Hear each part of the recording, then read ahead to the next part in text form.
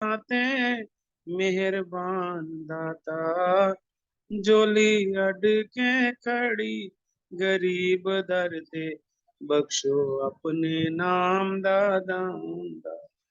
झोली अड के खड़ी गरीब दर दे, बख्शो अपने नाम दादा।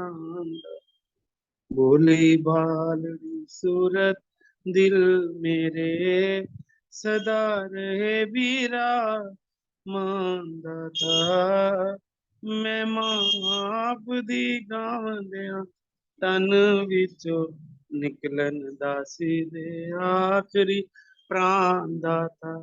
मैं माप दी गावंदिया तन विचों निकलन दासी दे, आखिरी प्राण दाता। ਇਹੋ याद ना अंत नु भुले तेरी, सूरत तेरी दा होवे दीदार भगवन। सच्चा नाम जीबा ते रहे तेरा, छुटन होर संसार दे ख्याल भगवन। माया मोह विच फसे ना मन मेरा, चरना तेरे आंदा होवे आधार भगवन। कर दियो माफ अपराध बेगिनत मेरे, दासी मंगदी ए पल्ला पसार भगवन। कर दियो माफ अपराध बेगिनत मेरे, दासी मंगदी ए पल्ला पसार भगवन। परम सौभाग्यशाली गुरुमुखो, अपने मन की समस्त वृत्तियों को एकाग्र करते हुए अपने इष्ट देव श्री हजूर सतगुरुदाता दयाल महाराज जी का सुंदर मनोहर दर्शन दीदार अपने मन मंदिर में बसाते हुए अपनी रचना को पावन एवं पवित्र करते मिल के बोलना जयकारा। बोल मेरे श्री गुरु महाराज की जय। दयालु श्री परमहंस महाराज की की जय। परम सौभाग्यशाली गुरुमुखो, गुरुमुखों के कितने ऊंचे भाग हैं कि जिनको महापुरुषों की सोबत संगत प्राप्त होती है, वो जीवन सफल हो जाता है जिनको महापुरुषों की ये नजदीकी मिलती है। उनको सत्पुरुषों के पावन वचनों को सुनने का ये सुनहरी मौका मिलता है।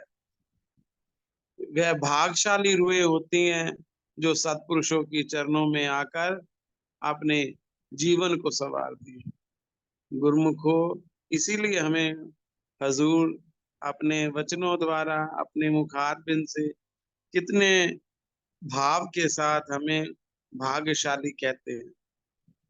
क्यों कहते हैं भाग्यशाली? दुनिया में कौन है भाग्यशाली? वही है जिनको सत्पुरुषों की संगत मिल गई। दुनिया में श्रेष्ठ है वह जीव जिनको सत्पुरुषों की संगत मिल जाना और उनके द्वारा सत्संग का ये जो सुनहरी मौका मिलता है, उनकी कृपा से ही मिलता है। महापुरुष कृपा करते हैं ये हम सब के ऊपर कि बिन सत्संग विवेक ना हो, कि बिना सत्संग के जीव को नहीं समझ आ सकती। तो महापुरुषों की ये हम सब के ऊपर कितनी विशेष कृपा है कि वो हमें हर वक्त ये अमृत अपनी कृपा से पिलाते हैं। सत्संग मिलना उनकी कृपा से। बिन सत्संग विवेक ना होए, राम कृपा बिन सुलभ ना होए, कि उनकी कृपा के बिना सत्संग नहीं मिलता। तो फरमाते हैं सत्संग जिसको भी महापुरुषों का मिल जाता है, उसका जीवन ही सुंदर और सुखमय बन जाता है। इसीलिए हम कितने भाग्यशाली हैं कि हमें सत्पुरुषों ने अपना कर बिठा लिया, अपने चरणों में बिठा लिया, अपना समझ लिया है हमें। तो इसीलिए हमें अपनी शरण बख्शी है, अपने नाम की दात जो हमारी झोली में डाली है, कि जिससे कि हमारा जीवन और भी सुंदर बन जाए। इसीलिए हमें कहते हैं बजो गोविंद भूल मत जाओ। कि इस बात को सदैव सदैव याद रखो, इस बात को कभी नहीं भूलना कि भगवान का भजन भक्ति ये मानुष जन्म का यही सौंदर्य है, यही लाभ है, इससे बढ़कर और कोई लाभ नहीं।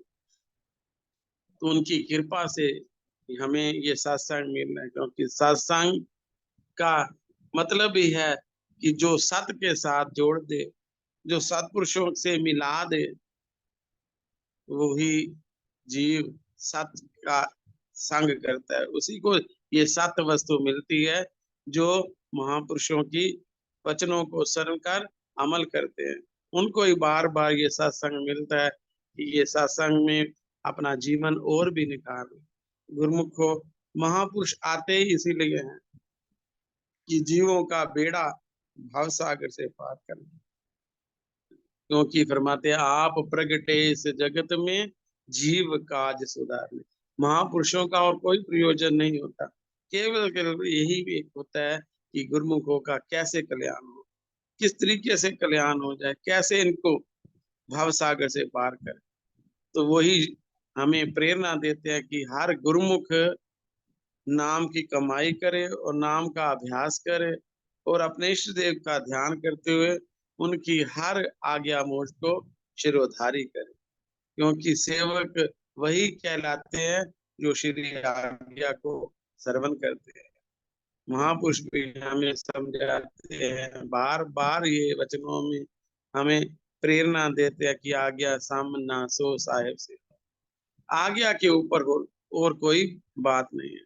जो भी गुरुमुख श्री गुरुमय की आज्ञा को मानते हैं, उनके द्वारा बताए हुए रास्ते पर चलते हैं, जो नियम हमारे लिए पंचम पातशाही महाराज जी ने बनाए, उनकी परिपालना हर गुरुमुख अगर करेगा, ये लोग भी संवारेगा, वो लोग भी आपका संवर जाएगा। क्योंकि पंचम पातशाही महाराज जी ने बहुत पुरुषार्थ किया हमारे लिए, बहुत मेहनत किया है हमें संवारने के लिए। उन्होंने अपना जीवन निशावर कर दिया अपने गुरुमुखों के लिए। उनकी कुर्बानी जो है वो बहुत बड़ी है। अब हमारा फर्ज है कि उनके बख्शे हुए ये 5 नियम, उनको हम बड़े भाव एवं श्रद्धा के साथ नित्य प्रति रोज बर रोज इसको सुबह शाम करें, ताकि श्री गुरुमाई की भी प्रसन्नता मिलती है और जीवन का कल्याण होता है। लाभ हमें ही होगा, भजन करेंगे, सुमिरन करेंगे, भक्ति के नियमों की पालना करेंगे, तो फायदा तो हमें ही होगा, लेकिन प्रसन्नता महापुरुषों को होती है। ये जीव सही राह पर चल रहा है, सही दिशा पर चल रहा है, क्योंकि इसी से उत्तम और कोई बात नहीं है। सबसे यही श्रेष्ठ शुभ कर्म है, इससे हमारे अनेकों कर्म कट जाएंगे, जो अगर हम ये नियमों की पालना करें। ये एक एक नियम बहुत सुंदर है, बड़ा भाव के साथ करना चाहिए। ये श्री आज्ञा है कि गुरु जी की महिमा रल में लगाओ और अभिमान को दूर हटाओ।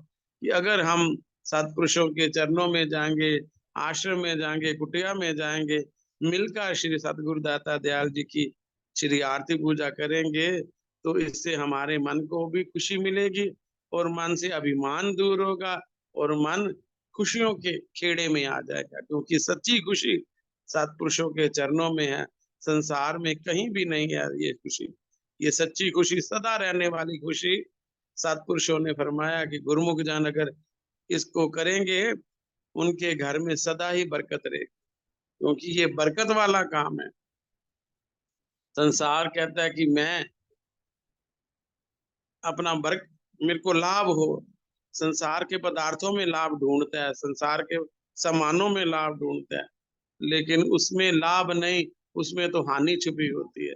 लेकिन महापुरुषों की अगर आज्ञा हुक्म को मानते हैं, उससे द्वारा भजन अभ्यास करते हैं, नित्य नेम करते हैं, फिर जो भी वो कार्य करते हैं, तो उसमें उस गुरुमुख को सदा ही लाभ होता है, उनके शुभ कर्म बनते हैं, उनको सदा के लिए प्रसन्नता मिलती है उसकी मन को, और उसकी आत्मा भी तृप्त होती है। क्योंकि ये खुराक गुरुमुखों की खुराक है, ये संसारियों की खुराक नहीं है। संसारी तो माया के पदार्थों, माया के समान दिन रात उनको यही चाहिए, वह यही ढूंढते रहते हैं। लेकिन गुरुमुख जो होते हैं वो जहाँ भी देखते हैं सत्संग होता है, वहाँ श्रद्धा के साथ जाते हैं, भाव के साथ जाते हैं कि हमारा जीवन संवारने वाला ये सुंदर मौका हमें मिला है, हम जरूर इसे लाभ लें। क्योंकि ये जीवन अगर मिला है उनकी कृपा से, तो उसकी कृपा को अगर सदा पाना है हमने, तो उनके वचनों के ऊपर चले, वचनों को माने, सुनकर अमल करें कि महापुरुष क्या कह रहे हैं कि भाई आप बेशक संसार के कार्य व्यवहार करो, मना नहीं है, खाना मना नहीं, पहनना मना नहीं, लगाना मना नहीं, एक भक्ति को भूल जाना ये ये नहीं करना, इसको सदा याद रखना है।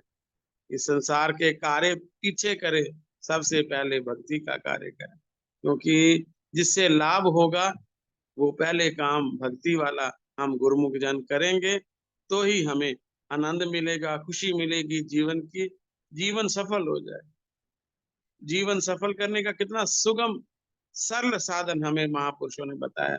कोई जंगल में जाने की आवश्यकता नहीं है, कोई भूखे रहने की जरूरत नहीं है, कोई नंगे पांव चलकर कहीं जाने की आवश्यकता नहीं, कोई तप करने की आवश्यकता नहीं, कोई जप करने की आवश्यकता नहीं है।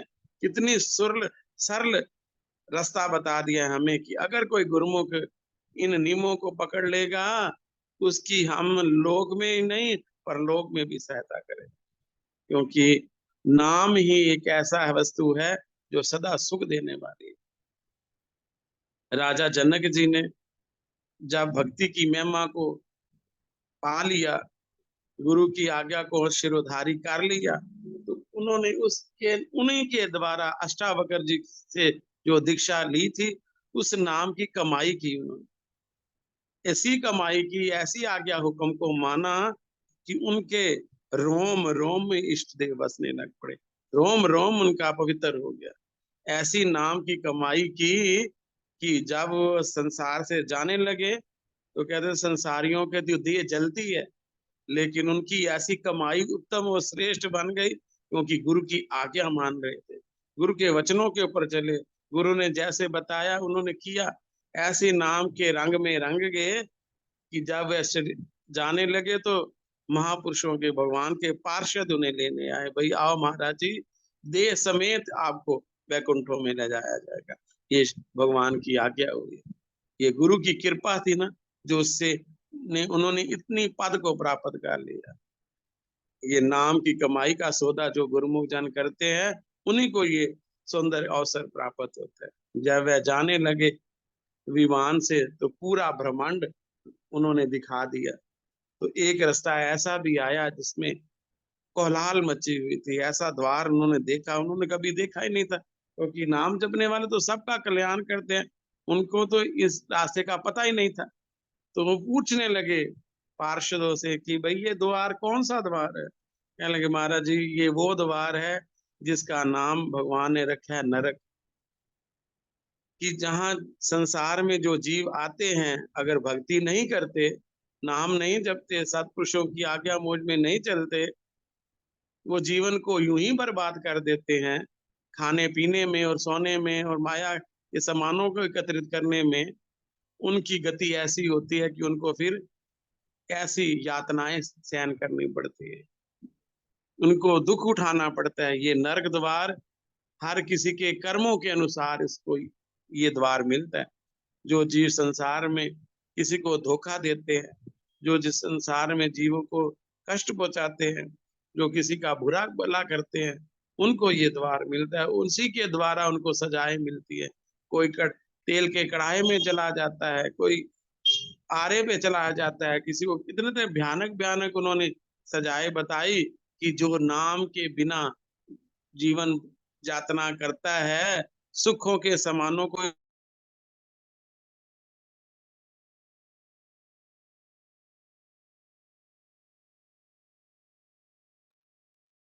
ऐसा होता है।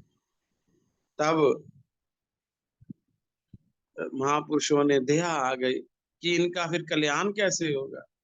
तो उन्होंने फरमाया कि इनका कल्याण अगर आप जैसे कोई संत महापुरुष नाम की कमाई का हिस्सा देंगे तो ही इनका कल्याण होगा, तो ही ये जो आवाजें हैं इनका कल्याण हो जाएगा। तो महापुरुषों के पहले तो चरण रखने से ही वो जगह जो तप रही थी वो शांत हो गई, क्योंकि कहते जहां भी संत महापुरुष जाते हैं वह जंगम तीर्थ बन के सबका कल्याण करते हैं। बादल जहां भी बरसते हैं वह धरती सुख में बन जाती है, आनंद में बन जाती है। तो जब राजा जनक जी ने कदम रखा तो पूरा नरक शांत हो गया। फिर उन्होंने एक तराजू मंगवाया जिसमें उन्होंने सिमरन का 10वां हिस्सा रखा कि हम इतना देते हैं, तो पूरा नरक द्वार सब आने लगे उस तक, उस तराजू के एक पलड़े पर सभी बैठ गए, पूरा नरक खाली हो गया। तो वो नाम का तराजू जो था वो हिल नहीं पाया। नाम की बख्शिश, नाम की कमाई सत्पुरुषों ने जो गुरु महाराज जी की बख्शिश की हुई थी उसी द्वारा उनके इन्होंने जो सिमरन किया, इतने विल पावर बढ़ गई कि नाम की ताकत के अंदर इतनी ताकत थी कि सारा नरक खाली हो। तो जब उनको सारा नरक खाली हो गया, महापुरुष परेशान हुए कि इन जीवों का कल्याण हो गया, उन रूहों का सुधार हो गया, कि जो भी सत्पुरुषों की संगत में आ जाएंगे उनका ही कल्याण होगा, उनका ही सुधार होगा। तो जब उनको विमान से फिर भगवान के धाम ले जाने लगे तो संतों ने नाम की महिमा का वर्णन करते हुए फरमाया, धन धन राजा जनक है जिन सुमरन कियो विवेक, एक घड़ी के सुमरन से पापी तरे अनेक, ऐसा सुमरन जान के संता पकड़ी टेक, सुमरन जग में सार है विसरे घड़ी ना एक। एक पल भी नाम ना विसरे, चलते फिरते बैठते उठते हम अभ्यास करते जाएंगे तो हमारा जीवन भी सुख में बन जाएगा। सत्पुरुष आए हैं तो उनसे हमने लाभ लेना है। ये भागों से हमें श्री अनंतपुर दरबार मिला है। परमहंस महाराज जी ने हमारे लिए श्री अनंतपुर की रचना की है कि जहाँ पर जो भी गुरुमुख आएंगे, जो भी रूहें आएंगी सत्पुरुषों के चरणों में, उनका कल्याण होगा, उनको लाभ होगा, उनकी आत्मा तृप्त हो जाएगी, उनको शांति प्राप्त होगी। जहाँ संसार जल रहा है दुखों में, वहां गुरुमुखों को सुख प्राप्त होगा जब सत्पुरुषों के चरणों में आ जाएंगे। तो गुरु को इसीलिए फरमा रहे हैं कि सुमरन नाम की कमाई ये कभी भी गुरुमुख भूले ना, श्री आज्ञा को हर वक्त मानते जाएं।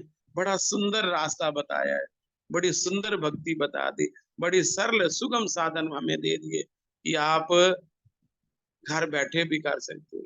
इतनी इतना श्री पंचम पाशाही महाराज जी ने एक दफा वचन फरमाए थे, अगर गुरुमुख और कुछ नहीं कर सकता, एक ही नियम पकड़ ले, श्री आरती पूजा दोनों टाइम कर लेगा तो भी महापुरुष रीझ कर उसका लोक परलोक सवार देंगे।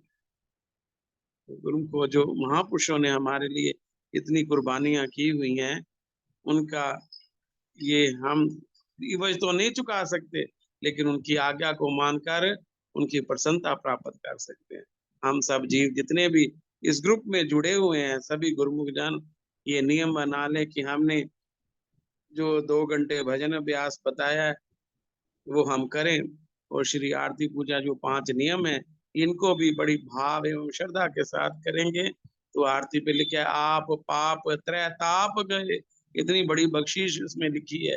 आप पाप त्रय ताप गए जो गुरु शरणी आए, गुरां जी से लाल अमोलक जिस जन ने पाए, उसको सदा के लिए सुखों की आशीर्वाद मिलती है, उसके भंडारे भर जाते हैं, उनके लोक परलोक उनका सफर जाता है जो सत्पुरुषों के चरणों में आकर भजन अभ्यास करते हैं, उनकी आज्ञा मानते हैं। तो हम सब गुरुमुख जन श्री गुरुमय के बनाए नियमों की बड़े हित से पालना करें ताकि हमें महापुरुषों की प्रसन्नता मिले, और ये घड़ियां जो हमें उनकी कृपा से मिली है उनको सफल करके उनकी प्रसन्नता हासिल करें, अपना लोक भी संवारें और परलोक भी सुहेला करें। बोलो जयकारा, बोल मेरे श्री गुरु महाराज की जय।